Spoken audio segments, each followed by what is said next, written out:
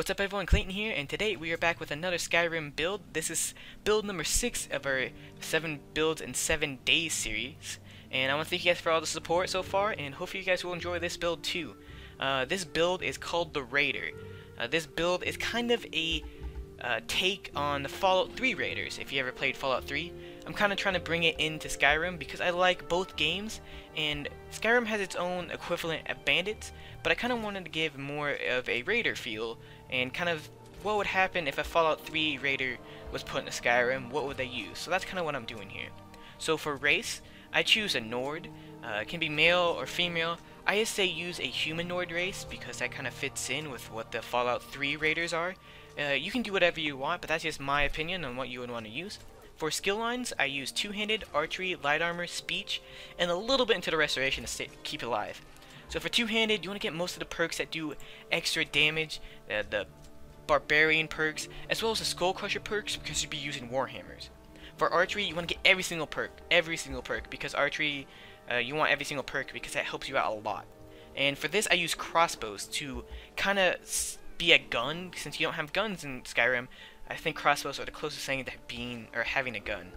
And for light armor, you'll put points into Agile Defender and Unhindered. The Unhindered makes you run faster, so you can chase people down with your two-handed warhammer, and the Defender makes you a little bit more tanky.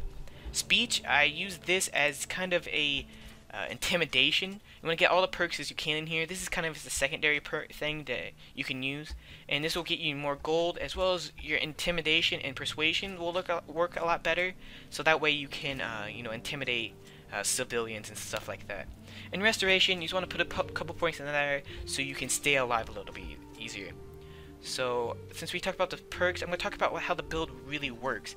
You're pretty much just going to be a bad guy. You want to be holding up civilians, stealing from people, raiding camps, raiding hunters, taking people's stuff. You're going to be a bad guy. People might not like doing that, but I think it's kind of fun to, not be ultimately good on this.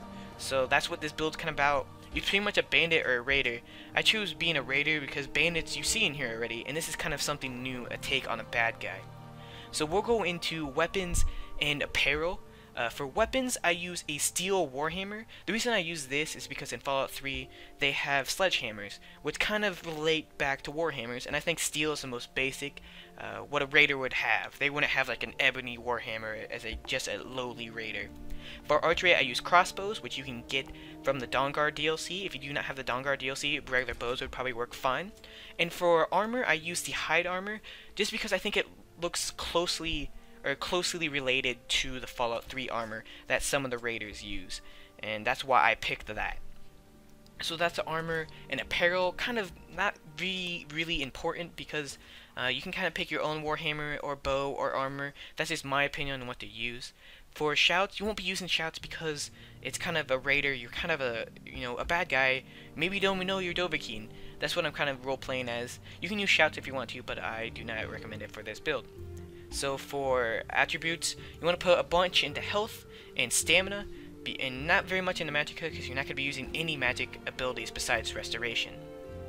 And for standing stones, the Lord Stone is always really good to be able to be a little bit more tanky, as well as the Steed Stone to be able to carry more things. So whatever you would want to use there is perfectly up to you. And that's it for the build. It's kind of short, but I really like it because it's kind of bringing two of my favorite games, or my favorite Bethesda's games, together. So I hope you guys enjoyed this video, and if you do, make sure to leave a like, and if you have any ideas for future builds, leave in a comment down below, and I'll make sure that I'll help you out and make you see, or let you see your build. And also, if you haven't seen a couple of the last videos, here they are here, and make sure to check those out. So yes, thanks for watching, and this is Clayton signing off.